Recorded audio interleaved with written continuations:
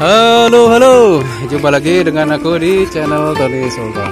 Oke, kalau kali ini saya berada di Monumen Pancasila Sakti. Tepatnya di sini kita akan melihat monumen ya, Lubang Buaya. Kita sedang menuju ke tempatnya. Jadi ikut terus videonya. Ini bersama-sama dengan siswa-siswi dengan memakai seragam. Study tournya ini berwarna biru dongker dan kuning kunyit ya, kuning kunyit, terlihat sangat cerah. Oke, kita akan coba mulai berkumpul di sini. Monumen Pancasila Sakti. Oke, kita sedang diberi pengarahan. Ini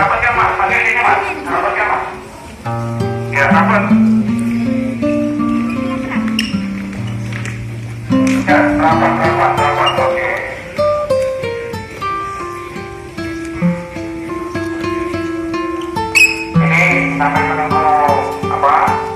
Kayaknya dulu ya, menunggu kayaknya dulu, duduk yang tenang. Sampai menunggu kayaknya. Oke, jadi ini pasukan putra dan putri dipisah. Ini kebetulan semuanya dari pasukan putranya dikumpulkan di sini. Dan selain dari sekolah kami juga ada dari beberapa sekolah yang lainnya. Ini terlihat rombongan masuk.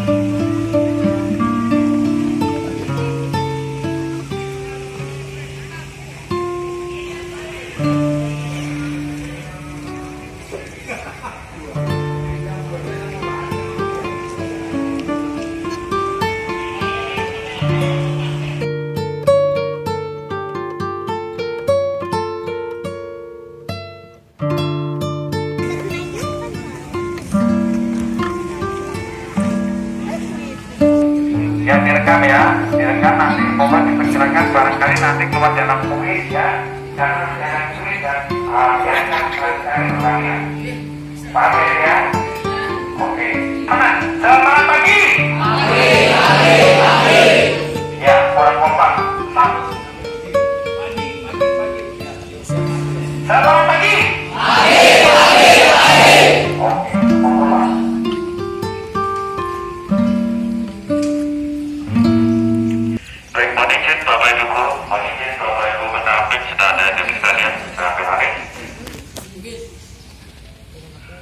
Kita mulai. Bismillahirrahmanirrahim. Assalamualaikum warahmatullahi wabarakatuh. Waalaikumsalam warahmatullahi wabarakatuh. Saya kami hormati Bapak Ibu guru dan adik-adik sekalian yang saya cintai dan saya banggakan. Pertama-tama kami atas nama Kepala Monumen Pancasila Sakti mengucapkan terima kasih atas kunjungannya. Selamat datang di Museum dan Monumen Pancasila Sakti Lubang Buaya. Saya perkenalkan Bapak di sini atas nama Bapak Raja. Pada pagi ini bertugas sebagai pemandu daripada kunjungan adik-adik yang ada di Monumen Pancasila Sakti. Letak daripada museum dan monumen sendiri berada di Jalan Raya Pondok Gede, Kelurahan Lubang Buaya, Kecamatan Cipayung, Jakarta Timur. Kemudian ada pun luas daripada area ini adalah 14,6 hektar. 14,6 hektar. Saudara hektar ini juga bahwasanya di sini dulu adalah nama daripada sebuah desa. Namanya Desa Lubang Buaya. Lubang Buaya sendiri sudah ada sebelum kejadian 1 Oktober 1965. Nah, kemudian di sini dulu terjadi satu tragedi, satu peristiwa penculikan, penganiayaan serta pembunuhan yang pernah dilakukan oleh Partai Komunis Indonesia. Yang menjadi korbannya adalah para perwira angkatan darat. Jumlahnya ada 7, yang mana kita ketahui disebut atau dianugerahi sebagai pahlawan revolusi. Apa cerita masyarakat sedikit. Nah, kemudian dibangunnya ini adalah dimulai dari awal pertengahan bulan Agustus tahunnya 1947. Jadi 2 tahun setelah kejadian. Pada waktu itu ada ide satu gagasan dari Angkatan Darat khususnya adalah Bapak Soeharto untuk menghargai, untuk menghormati daripada jasa-jasa para pahlawan, para pahlawan revolusi. Kemudian dibangunlah monumen Pancasila Sakti, dibangun pada atau diresmikan pada tanggal 1 Oktober tahunnya 1972. Kemudian dibuka untuk umum. Apa maksudnya? Apa tujuannya? Yang pertama adalah untuk menghargai, untuk menghormati jasa pahlawan revolusi. Kemudian maksud yang kedua, untuk mengingatkan kepada kita semua, seluruh warga negara Indonesia, khususnya kita sebagai generasi muda, untuk selalu waspada, mawas diri, supaya kejadian serupa tidak terulang kembali di kemudian hari. Kemudian yang ketiga, maksud tujuannya adalah sebagai tempat rekreasi, sebagai tempat edukasi, pembelajaran sejarah, pembelajaran besar. Maksud dan tujuan daripada dibangunnya monumen Pancasila Sakti. PKI sendiri melakukan pemberontakan ada di berbagai daerah, tidak hanya di sini saja, ada di kebanyakan itu di wilayah Jawa. Sebagai salah satu contoh, mereka melaksanakan pemberontakan ada di Madiun, tepatnya pada tanggal 18 September tahunnya 1948, yang mana dipimpin oleh Muso berikut dengan Raden Sarifudin. Namun berkat kerjasama antara rakyat berikut dengan PKI atau ABRI pada waktu itu, dan pimpinan daripada Kolonel Gatot Subroto bisa ditumpas, bisa dilenyapkan. Namun dengan berjalannya waktu, seiring dengan berjalannya waktu dari para simpatisan PKI yang lain yang masih ada, kemudian mereka menggalang kembali kekuatan, menggalang lagi kekuatan. Nah, pada waktu itu 1960 Bapak Soekarno mempunyai satu ide, satu gagasan, satu konsep yang pernah dinamakan sebagai NASAKOM, nasionalis, agama, dan komunis. Bapak Soekarno tersebut ingin menyatukan daripada 3 golongan tersebut. Nah, dikarenakan pada waktu itu PKI merasa dekat dengan pemerintah, dengan Bapak Soekarno, dan pada waktu ini juga PKI mengikuti pemilu menjadi salah satu partai terbesar dari partai pemilu yang mengikuti. Kemudian mengusulkan adanya satu angkatan, namanya angkatan kelima. Sebelumnya kita sudah mempunyai 4 angkatan, darat, laut, udara, itu dengan kepolisian. Kemudian PKI mengusulkan adanya angkatan kelima. Apa itu angkatan kelima? Yaitu buruh dan tani yang dibersenjatai. Namun ditolak oleh para perwira angkatan darat. Kenapa? Apa maksudnya? Apa tujuannya? Nah, karena dikhawatirkan nanti akan terjadi perang saudara di antara kita. Yang pertama. Kemudian yang berikutnya adalah karena dari sistem pertanggungjawaban nanti akan bertanggung jawab kepada siapa, sehingga ditambah oleh para perwira angkatan darat yang nantinya menjadi target daripada penculikan yang dilakukan oleh PKI. Lanjut berikut, dengan perjalanan waktu pula, kemudian PKI belajar dari kekurangan, dari kesalahan pemberontakan yang sudah mereka lakukan di Madiun. Ada satu prinsip yang mereka pegang, bahwasanya untuk bisa menguasai Indonesia, mereka harus bisa menguasai Jawa. Dan untuk bisa menguasai Jawa, mereka harus bisa menguasai ibu kota. Untuk bisa menguasai ibu kota, untuk bisa menguasai Jakarta, berarti mereka harus bisa menguasai istana. Untuk bisa menguasai istana, mereka harus bisa menguasai salah satu daripada pengawal dari presiden tersebut. Kemudian dari PKI kemudian menggalang kekuatan yang pada meninggalkan PKI atau bersalah pada waktu itu. Yang salah satunya terlibat atau menjadi pimpinan dari PKI yaitu Letkol Sekutu. Pada waktu itu Letkol tersebut menjabat sebagai komandan daripada Dasra Wirawan. Kemudian PKI terus melaksanakan secara melaksanakan rapat-rapat yang mana dengan terakhir pada waktu itu diadakan atau dihasilkan satu hasil rapat namanya dilaksanakan sebagai gerakan 30 September. Bapak ulangi, gerakan 30 September itu adalah hasil rapat-rapat yang pernah dilakukan oleh PKI. Kemudian jam pelaksanaannya adalah jam 00, tanggalnya tanggal 1 Oktober tahunnya 1945. Apa maksudnya? Apa tujuannya daripada mereka melaksanakan atau melakukan pemberontakan? Yang pertama adalah untuk menguasai sistem pemerintahan secara mutlak. Itu yang pertama. Kemudian yang kedua adalah untuk mengganti ideologi negara kita, itu negara Pancasila, dengan ideologi komunis. Perbedaannya adalah ideologi Pancasila adalah ideologi atau satu paham yang menganut atau mempercayai dengan adanya ketuhanan yang Maha Esa.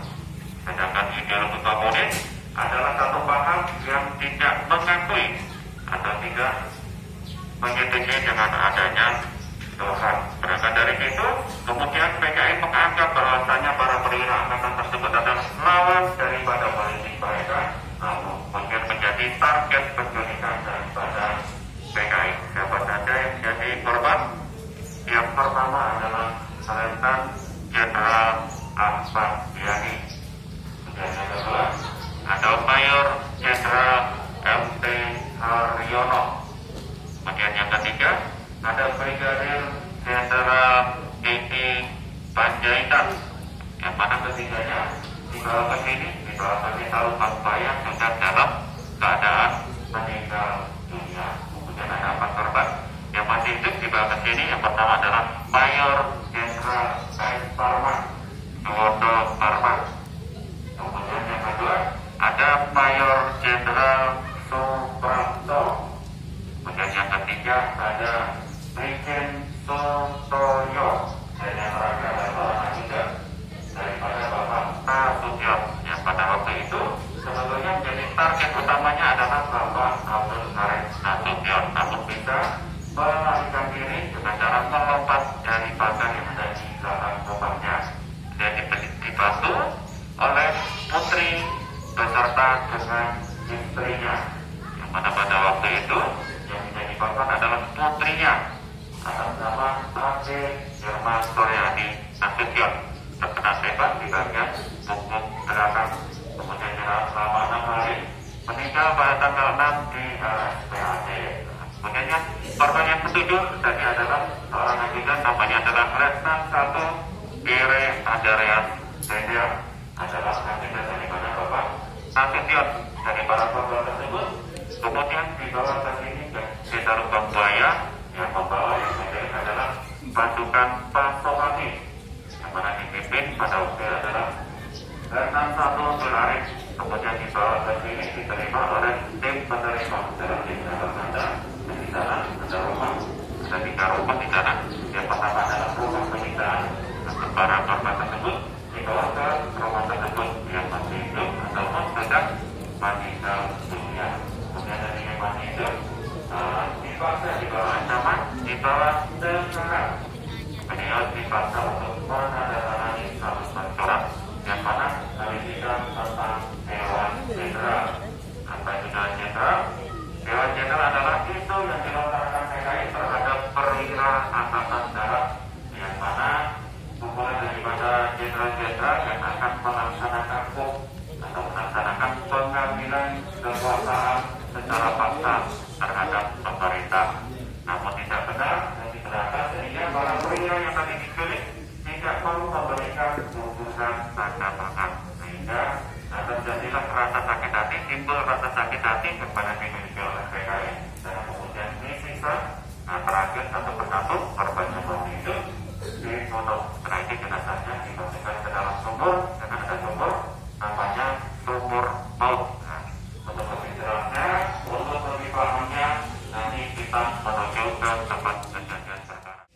Oke, selanjutnya kita akan menuju ke tempat sumur maut.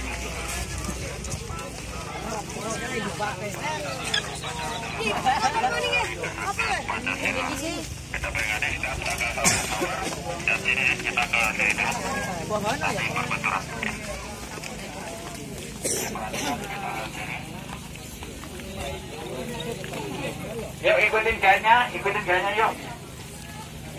Mas tuh kemana ya? Jalan ngentuk mas. Hei.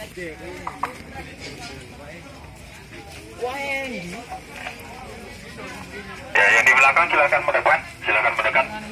Baik, perhatikan adik-adik, Bapak jelaskan ini adalah kendaraan bersejarah berikutnya yang ketiga, yaitu berupa satu buah kendaraan truk mereknya Dodge 500, produknya dari Amerika, tahunnya 1961.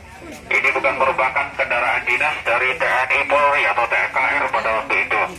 Ini adalah kendaraan hasil rampasan yang mana dilakukan oleh PKI pada waktu itu. Ini adalah kendaraan antar jemput karyawan perusahaan percetakan uang, yang mana di situ di sisi lambung kiri kanannya bertuliskan PN Artayasa. PN sendiri kepanjangan daripada perusahaan negara. Arta artinya uang, Yasa artinya jasa. Kalau ulangi kembali, ini merupakan kendaraan hasil rampasan yang dilakukan oleh PKI. Ini adalah kendaraan yang dipergunakan sebagai alat atau sarana untuk antar jemput karyawan perusahaan percetakan uang. Kemudian di dalamnya dibawa yaitu jenazah daripada DI Panjaitan. Yang kedua, korban kedua adalah Agen 2 Polisi Sukitman. Ini bukan kendaraan asli, ini adalah kendaraan replika. Sedang untuk barang bukti, semua kendaraan dan semua bentuk barang bukti sudah dihilangkan oleh para pelaku. Kendaraan ini sudah tidak mampu, sudah tidak bisa untuk dioperasikan kembali. Silakan, ada yang mau ditanyakan? Cukup? Ya, kalau cukup kita bergeser ke rumah yang pertama.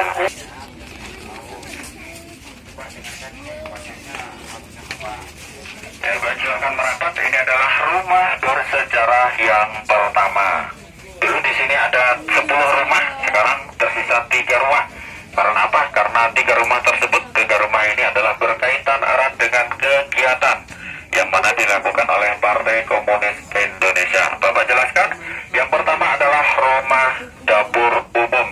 Sesuai dengan namanya, rumah ini dipergunakan sebagai tempat, sebagai alat, sebagai sarana untuk pemenuhan logistik, untuk memenuhi makanan dan minuman yang mana dilakukan atau dibutuhkan oleh PKI. Dulu di sini diadakan latihan selama kurang lebih 3 bulan dengan 3.700 orang sebanyak 7 gelombang. Rumah ini adalah milik dari seorang warga atas nama Ibu Amroh. Karena tidak sesuai atau tidak sejalan dengan PKI, sehingga Ibu Amroh diusir paksa dari kediamannya. Yang mana rumah ini bentuknya masih asli, ukurannya masih asli. Kemudian di dalam masih ada bentuk koleksi bersejarah yang mana dulunya dipakai untuk kegiatan masak-masak. Masih ada tungku, berikut ada alat untuk masak air dan lain sebagainya. Silakan bagi yang mau menyaksikan, silakan masuk.